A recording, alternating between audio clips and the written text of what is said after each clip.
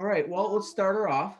So this session is for remote learning strategies for building science and HVAC.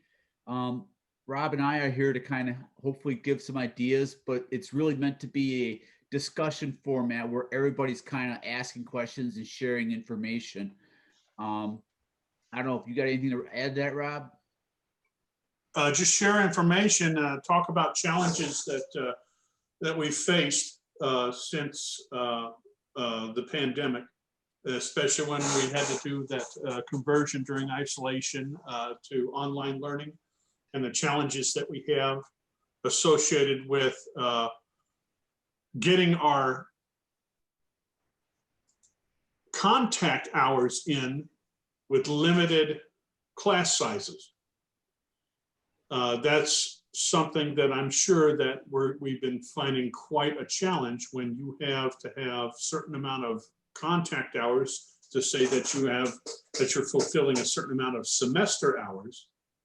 And what I found is that I couldn't do it. I could just say, couldn't do it. Just have to say I did it. Does that make sense?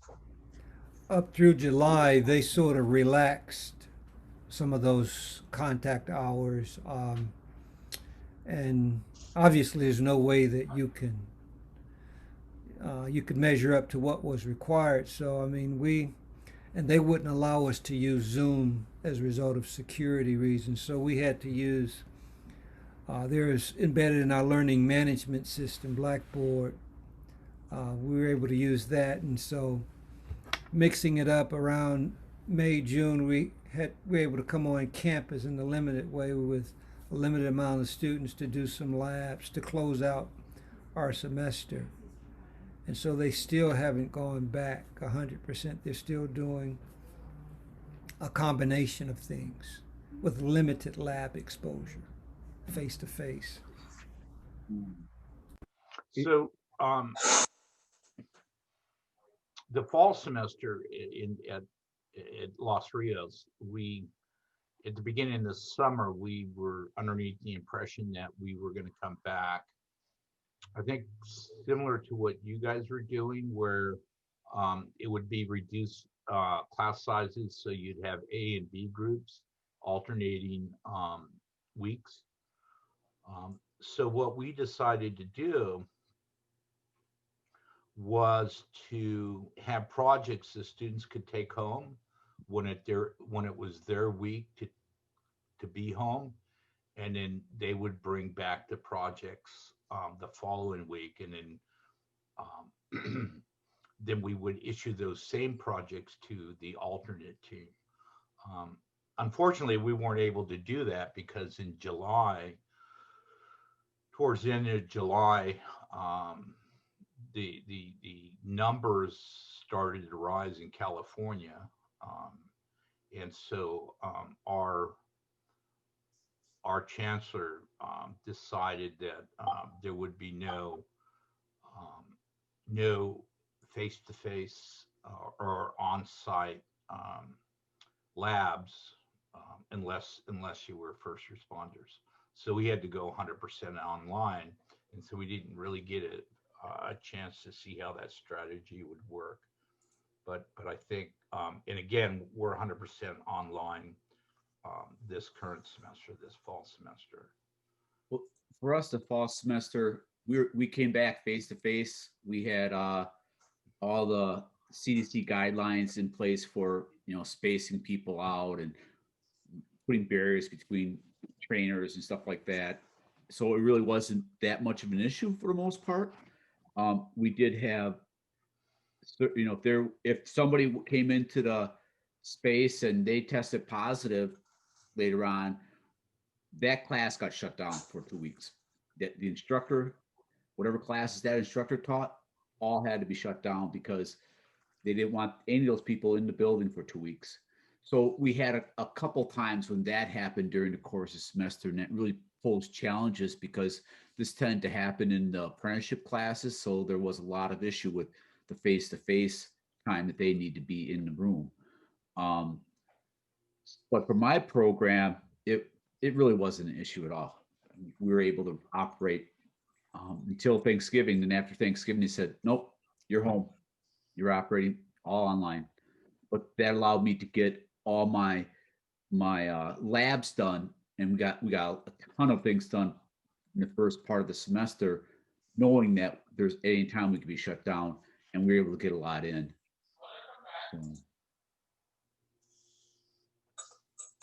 Anybody run into issues with enrollments because of COVID? Okay. Oh yeah, it cut the legs off my program. I mean, it just dived. Just dived.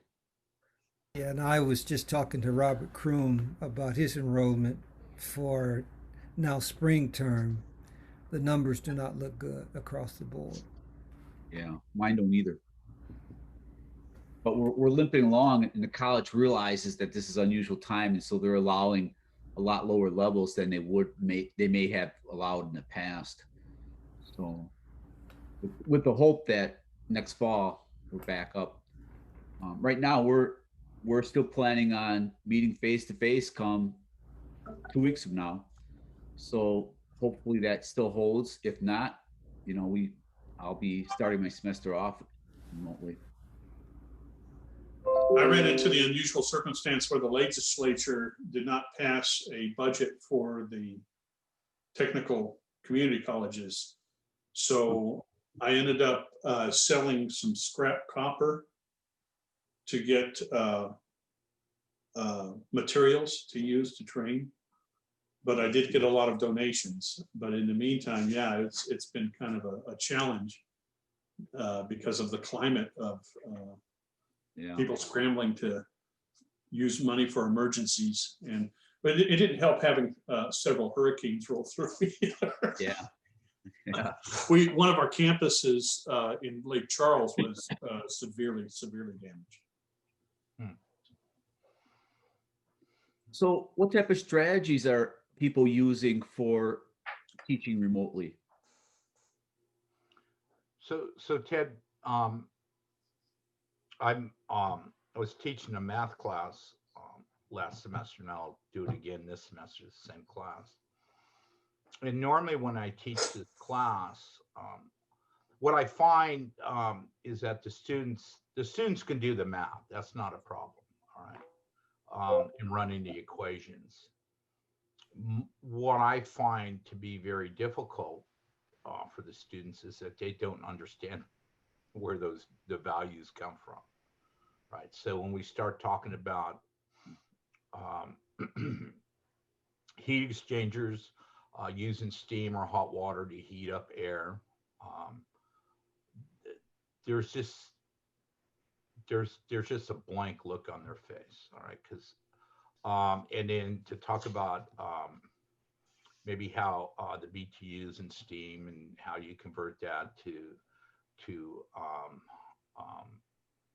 a temperature in the heat exchanger, they have a hard time with that. So I spent a considerable amount of time explaining how systems work, okay? Because I find that is the key that that I don't have. Because when I'm on campus, Ted, I think a lot of you guys have been to the campus at City College. We have a pretty good system, and we can take the students out and they can physically touch steam boilers, water boilers, air handlers, heat exchangers, so that they kind of get a visual image of what's going on. But being 100% online, we don't have that option. So I would say I spent most of the semester just focusing on explaining where the values come from, and so right now I'm revamping, actually creating a PowerPoint where I'm starting out with the basics, where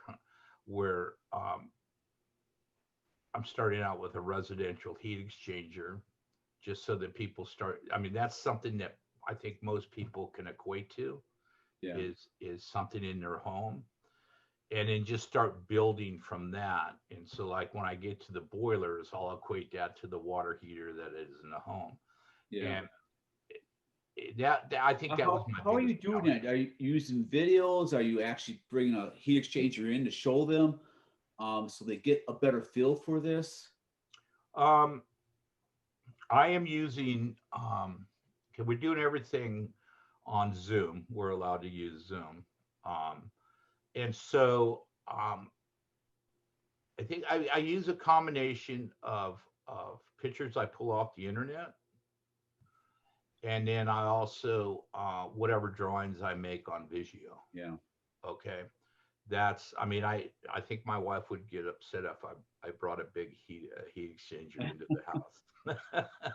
Well, one of the things that my college would allow me to do would be actually to go on campus, and I'm trying to figure out how to connect up a camera I wear on my head, like a pair of glasses, and get that hooked up so I can actually walk into rooms and show them things in mechanical rooms as they're asking questions or as we're lecturing through something. That's something I'm trying to drive towards.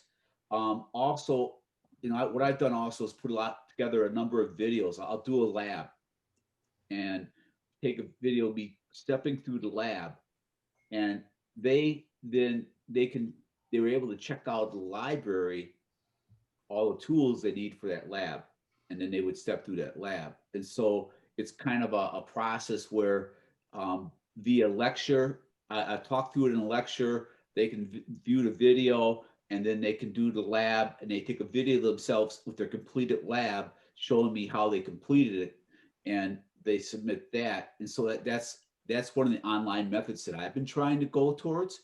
And I did that the last month of class, month and a half of class, and it worked out really well. It's just a question of building out that library of tools, building out that library of labs to be able to accomplish it. It's also a matter of starting to learn these tools. Like I don't know if anybody sat in on Robert Nirenberg's presentation today, but learning how to do that video stuff is really difficult. Right. It's time consuming, and I don't know if it came through clear enough for what Robert was saying, but I find that to be really time consuming. Right. Putting together those videos. So did you, I think GoPro makes a video camera that fits on your forehead? Yeah, GoPro does. There's a number of other ones. I can show you what I'm trying to use. I'll go get it quick. But there's a number of manufacturers that do it. Right. Our problem was they wouldn't even let us on campus last semester to even make videos. Very, very Yeah. conservative. Well, and so that's going to be the problem, right? So I've got this thing here. I just put in my ear. You can kind of see it there. So it's a camera. It sits on my head here, and it works really well. I probably should connect it up so I can show you how it works, but I didn't do that for this. It works fine if I'm tethered to a laptop with it. So you can see the limitations of it, but it also is set up so that I can turn it on and show it on my phone. And so if I can figure out a good way to have my phone seen by the laptop, it'll work well. Yeah. But there's the glitch, because the methods I've come up with so far have a very long lag time, and the video gets, you can see it just kind of, and it stops and starts and stuff. So you want to do real life, Ted?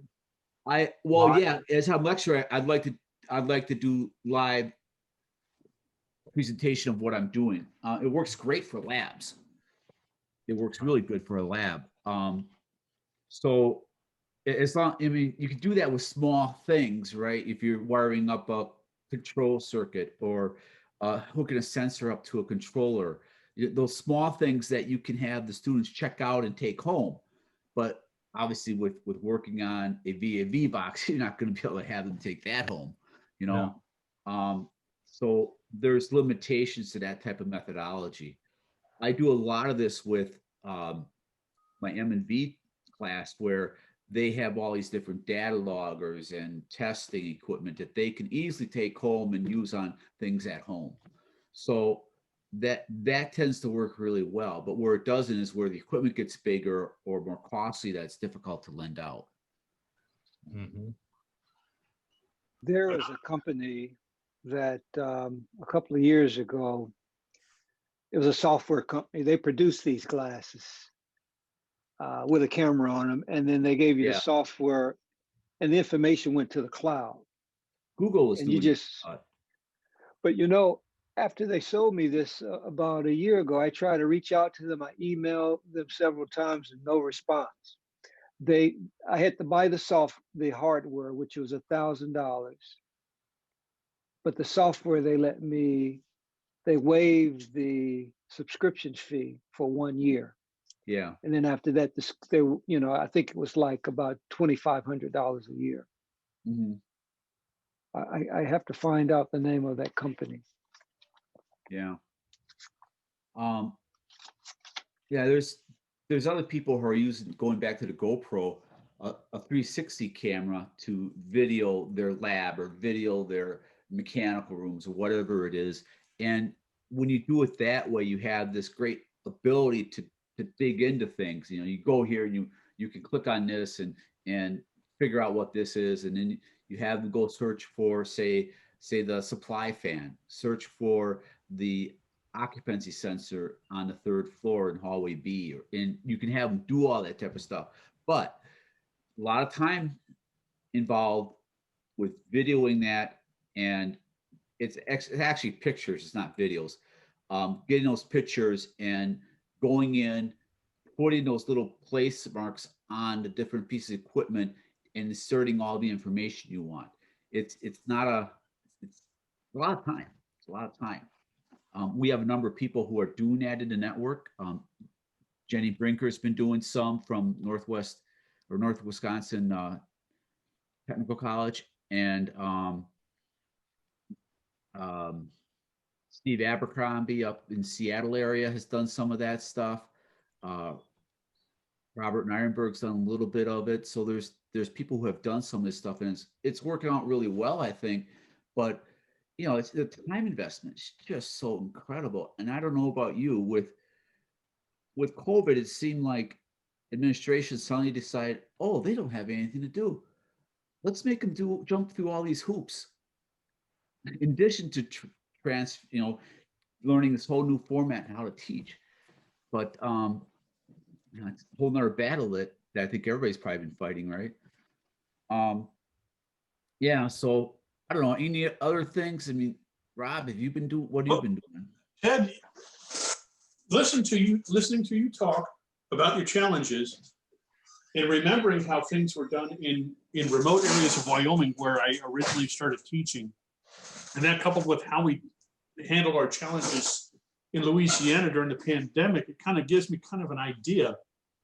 And I ran into the same thing that you ran into. Making those videos to post onto their LMS is an extreme time challenge. It is. But now it's made me remember something that we did in Wyoming, because we had a lot of students that were too remote and often isolated by weather in the wintertime. So they had to conference in when we gave live lectures. So we'd have students in the classroom, but also in the classroom was a camera at the back of the room. You gave your lecture as normal with the question and answers, and they were able to watch that later. Eventually, they got to where they had a video conferencing software where they actually had a screen in the back with that student on screen, and this isolated student could raise their hand if they had a question and interact with the classroom. Now what that did for us is that you didn't spend any extra time recording your videos. You simply video recorded the lecture as it happened. And that's an idea, but to handle the hands-on thing, I think it could be a compromise where you have for the lecture, if you have it seems like you have 20 students, or 15 students. And you can only have 10 in that room at a time because of the size of the classroom, because of the 6-foot restriction and all of that nonsense. Yeah. You have half the class online while the other half is in the classroom, and then you alternate those. And some of them may not want to alternate. Some of them may have work schedules where they prefer to come in to video in because of their work schedule. And that you video with lecture, but you still have to have a lab component. I don't think the video labs cut it. I think the video labs can be just little example videos or anything, but lab has to be in person. Mhm. So I think you can do the video conferencing, but you can schedule labs in small groups or one-on-one where they come in by appointment and take care of their labs. And that's your, and I think that'd be the compromise if you could figure out how to make that work with class sizes and time available. Especially when you know, I'm excited about new equipment we just got. Thank you, David. And we have in the spring a commercial AC and commercial AC controls courses, and it'd be great to get them in that equipment. But at the same time, we've got those distance requirements. You can have a whole bunch of people huddled together. So you really got me thinking about videotaping, but instead of videotaping the video separate, just video it as it happens and make it available. And there are some cameras out there that will do that type of setup for you. I know my school has a number of them. I don't have one, but you want to get one that follows you around the room, and the ones my school has, they don't follow you around the room. You know? Or at the back of the room, and just they're like the rambunctious student at the back of the room. I don't know. I'm not sure. I haven't used them, so I'm not real familiar with it. But I think it's set up that you're wearing. So you wear a mic setup, and the camera tracks the mic. So if you walk, it tracks the mic. Yeah, I'm Jim, sure there's something like that. But there's also some just track your voice. They track voices. So, Jim Air just set up a training center in Florida that they're going to try to do online, hybrid training like y'all are talking about. They're going to have people, like 20 people there in the studio, and they're going to have that tracking camera system recording the instructor, and they're going to have us come do some of the Ream classes that way, and they're going to try to hit more of a nationwide target instead of having individual classes all over the nation. I don't know how well it'll take, but they're going to try it. But they said it cost them about $25,000 to set up that lab, training center with that camera system. Yeah, stuff isn't cheap. I got a request back in August from a university, Emory University. You got Emory University, of course. Also, there's a medical school and there's a hospital, and they're right next also to CDC main campus. And so, and I created about 8 modules. They want me to come in. They don't want me to lecture any longer than an hour with a certain amount of the maintenance staff, and then do the labs on their live equipment. You know, on the university, they're going to provide some equipment. So I don't know how that's going to work, but I created the modules for them. And so we're supposed to talk again sometime late this month. And interesting enough, a federal contractor that takes care of CDC, we've placed a lot of our graduates, building automation graduates, commercial refrigeration graduates, and they want the same thing. So I don't know how this is going to work out with all of the guidelines, especially with CDC. Yeah. But it's interesting that industry they're still needing their folks to be trained, and they're looking to the community college to provide some of that.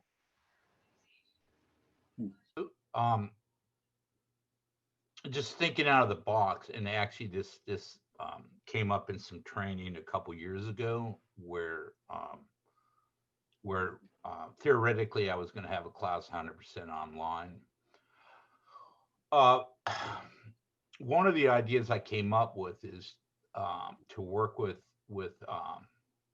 like like Lowe's or Home Depot, because every Saturday they put on classes, right? So why couldn't they put on simple classes, like how to solder a pipe together or something like that, right? Where because the one thing that I always fearful when your students are working at home is that, are they going to burn themselves? Are they going to electrocute themselves? Or are they going to blow something up, right? Because quite obviously they don't know what they're doing. That's why they're at school. Right. Right.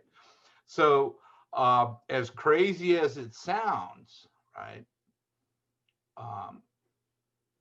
But every community has a Home Depot or a Lowe's, right? I mean, they're just all over the place. So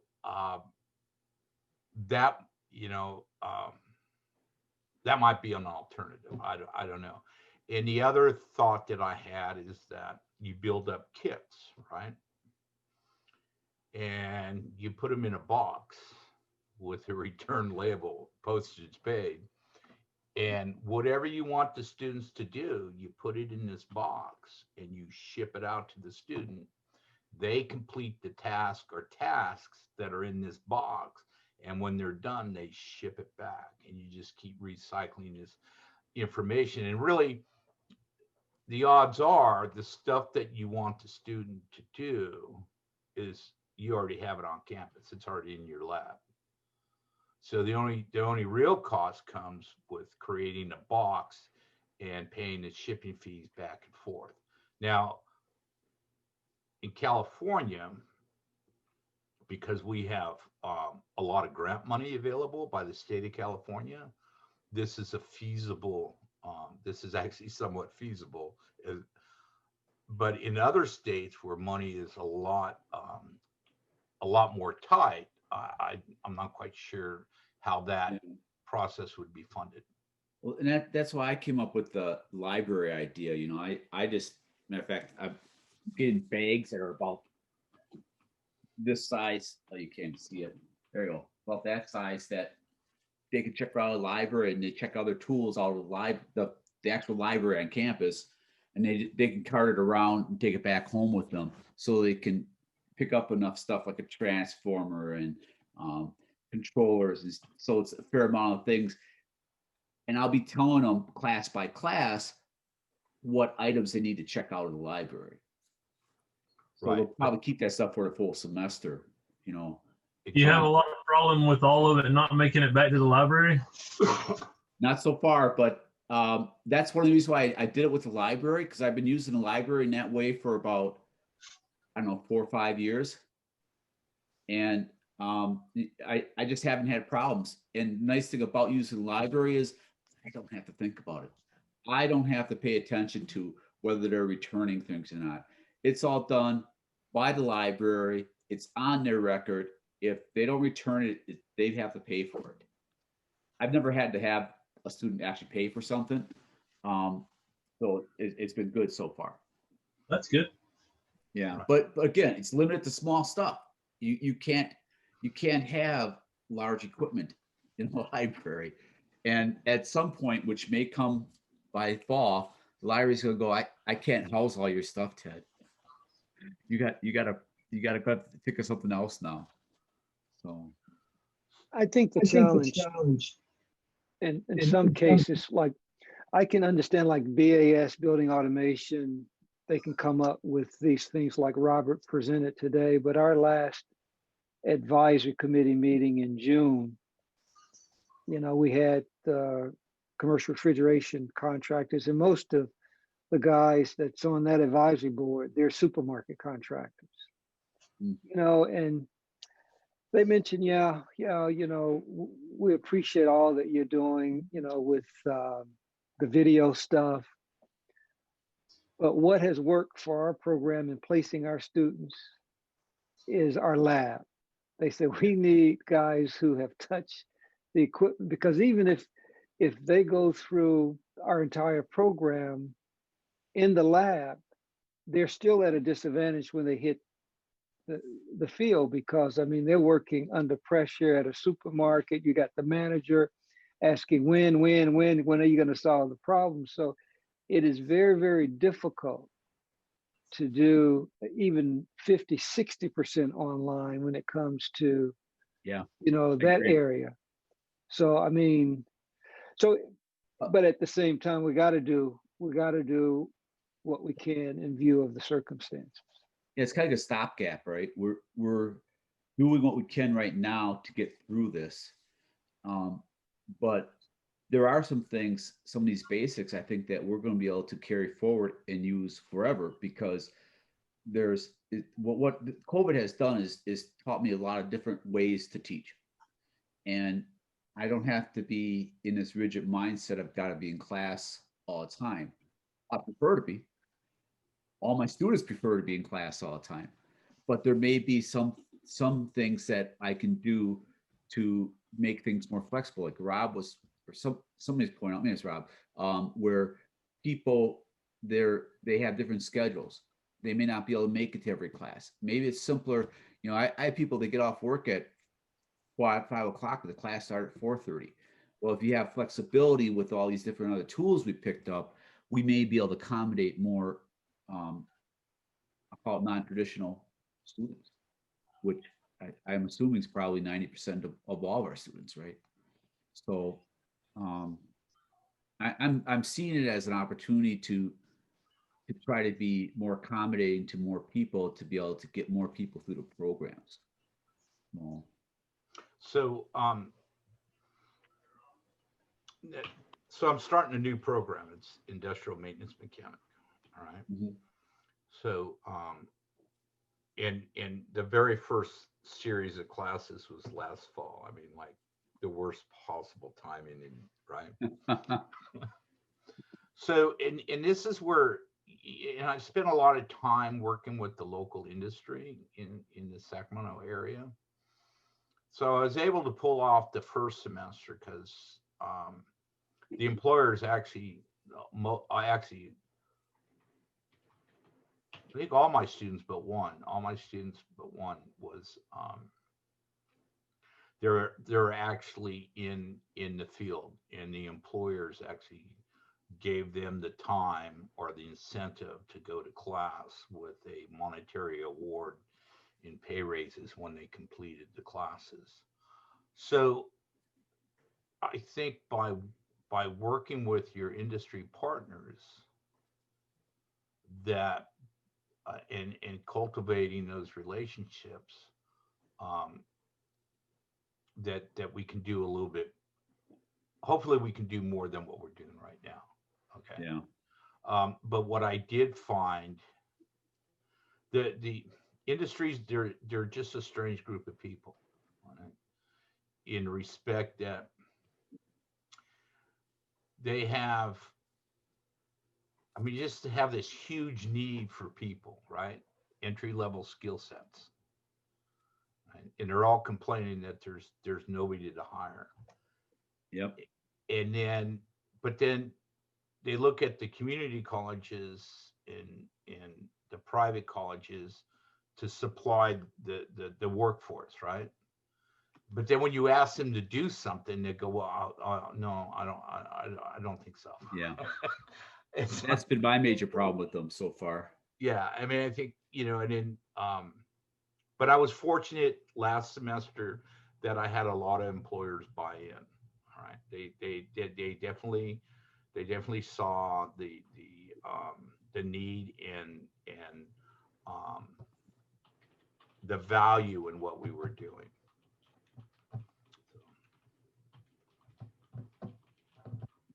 Stuart, I haven't heard you say anything up to this point. Is there anything that you're doing?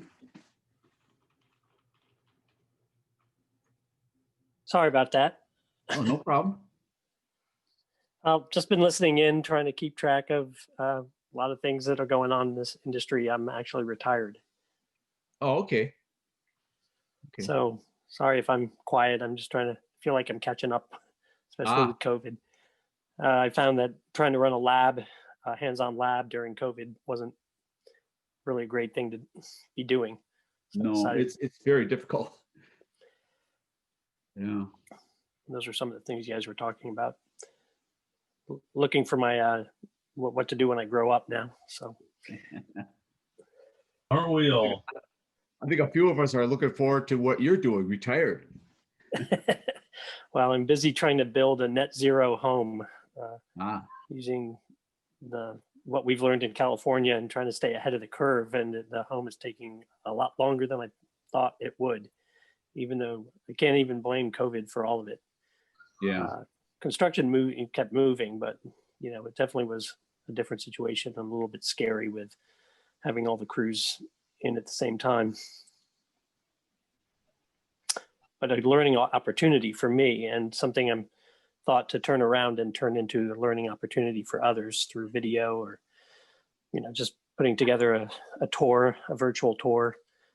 One thing I was looking at was virtual reality and 360 video and things like that I thought might be help grab students. But COVID changed everything. Yeah, it's changed a lot for a lot of people, that's for sure. Yeah, I try to plug this camera in, and it's not intuitive all the time. You have to go back into settings to get everything all set up for it to work right. So that's another thing with all this video technologies. There's just all these things you have to deal with, and right now I have 5 different cameras on my setup here, and it's hard to flip between them and get all the settings right. So.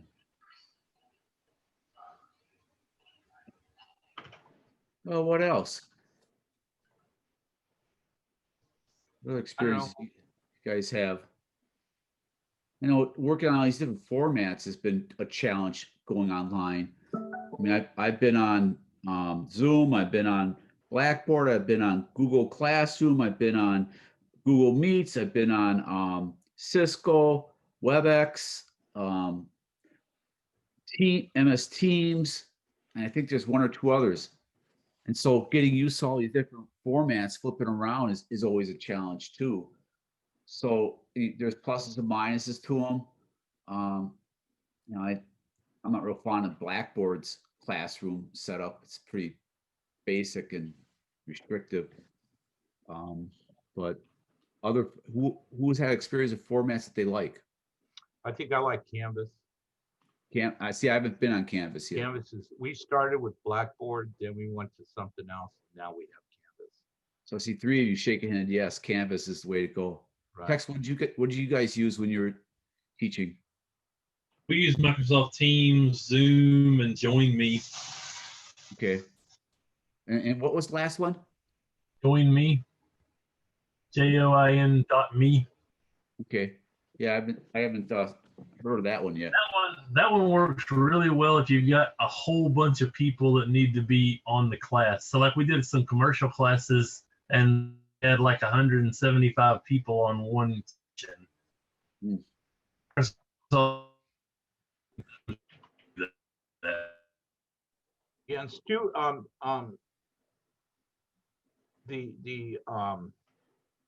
so we use what's the Elements Canvas. We use Canvas, and it's pretty robust. And in conjunction with Zoom, so I can videotape my class, and then save the videotape, the link, and attach it to Canvas, so the students can go on the Canvas and look at the video at any given time, which is extremely useful. The other thing that I found that was really handy is that there's an app out there that your phone can take a picture of a paper and turn it into a PDF. Have you guys seen that? Well, yeah, iPhones typically have it right on there, and Adobe Scan is free. Adobe Scan is a free download, and that is an incredible tool for people to be able to submit homework right away. Right. You can have them print out and do homework on paper, and then they just take a scan of it and submit it into Blackboard or into Canvas, and that does work really well, really well. I've used that a lot. And it works really well if you're doing equations. you're doing Yeah. math. I mean, the average person needs to do math with paper and pen. Okay. Yeah, It's just too hard to do it any other way. it is. I agree. And when I ran across that, I just said, the two things that were a godsend to me was one was the ability for students to turn in their work as a PDF, and the other one was a VDI. Okay, and VDI is just a system that it's a program that the college has that allows us to use a server at school to put our programs on, such as I put Visio on VDI, and the students can use their computer as a terminal to hook into the server in the program on campus. It's a little chunky, but they don't have to go out and spend $250 for a software program. Yeah. And those two things were a real lifesaver for me. Ted, this is Terrell. I have a question. Yeah. Adobe Scan. This is probably a really dumb question. Do you have to have a scanner? No, No. it's just you just use your phone. It's an app that's right on the phone. Yeah. You use your phone. Yeah. My video's not up for some reason right now. And then do you run the phone over the paper and that's how it gets scanned, or you take a picture? Rob, can you show her? I believe you just take a picture. You just take a picture You and just- then you turn it in. And When it you're in becomes the a scan. when you're in the app, it actually lets you take a picture, lets you crop it, and then it comes up as a PDF scan. So I It's don't good know. to know. Well, this is Adobe Scan, and this is kind of what it looks like right there. I mean, it's really hard to see, but Yeah, but I can kind of get the idea. it's just, yeah, you just download the app, whether you have a Android or an iPhone, and trust me, I was able to do it. So it's a really simple. I have a scanner, but sometimes the pages are big or small, or I mean, so I'm really asking for myself. So this could be this could be really helpful, or if I'm on the road. Right, it's the best thing since sliced bread. Adobe Scan. Adobe Scan. You never know what you're going to learn when you're going to learn it. So thank you guys. I just downloaded it. It's just, and here's the thing that, so I'll take the home. I want it as a PDF, but sometimes the students have problems, so I'll have them take a picture. But whether they take a photograph and submit it or they do a PDF, is that you have to really impress upon them to make sure that the camera's in focus, okay, and that they actually cover the whole page, okay. So there's a little bit of trial and error and a lot of patience that goes into that whole process of using the phone to scan in the beginning. Well, thank you. I need to confess, I'm not an instructor. I'm the evaluator for the grant. So this is for my personal use, but then I need to have a lot of patience with myself as I go to engage new technology. So The nice thing about Terrell advice is that still applies. the nice thing about it is instead of actually taking like a picture, what it does, it makes it like a fax or a copy of it, a scan of it. So it puts it into a PDF, and you can resize the image if you want, but if you take a picture, things get all different colors on them, and they're curved. This straightens things out and makes it a lot nicer. So it's something that alone is worth a takeaway from this. So No kidding. Thank you. That's great. The other nice thing is that you can mark. I mean, if you have Adobe, the professional version, you can actually mark on the PDF and send it back to the students with comments. Right. Yeah, I actually I do that with the free version of Adobe Acrobat Reader. I just go in where for signature area, and there's enough flexibility there to be able to type in comments and stuff. Right. Okay. It takes a little bit doing, but it works pretty well. So I've used that a lot for my on time stuff that I've done. So. Well, we're just about up on time. Is there anything else that people want to talk about before we head off? So, Well, it's good to see everybody. yeah. I'm bummed out we can't do this in person, and within an hour we'd be back at the hotel and be able to have dinner and share a drink before we head in for the evening. But maybe next year, right? I hope so. There's So- always hope. Yeah. Yeah. All right. Anybody want to say anything ending here? Again, a huge shout out to Reem for Yeah. those donations. They came at such a very critical time for our program, and I can't thank them enough. We're I happy think to it's helped a help. lot of people. I think it's helped a lot of people, Tex. Really do. We donated quite a bit of equipment. I don't remember the Okay. exact. I need to go back and put it all together so I can send it to the best center so they know who we Yeah. donated to and what we donated. But I Yeah, haven't had we- time to put it all together. That would be like very that. helpful. Speaking as the evaluator, I'd love to be able to write about that. Okay, I'll get it to you. Good seeing all you folks again. Yeah. Good to Bye, see y'all. everybody. It's extremely good to see you, Gerald. We have a wrap-up here. session, right, Melissa? We have a wrap-up session starting, well, they're opening the doors in about 2 minutes. Yeah. And, But, so- It was good to see everybody. Please do the post survey and try to get one of those prizes. yeah. So are you we'll gonna- send it out? Are you sending it to each person? Yeah, Yeah, it'll we'll be be a- sending it out. A mail. Send it to each person. It's going out either Friday afternoon or Monday morning. Hopefully Friday afternoon. All right, good. All right. Great. Thanks, y'all. guys. Thanks, everybody. All right. Good to see Bye. you all. Bye, everyone. Good to see you. Bye.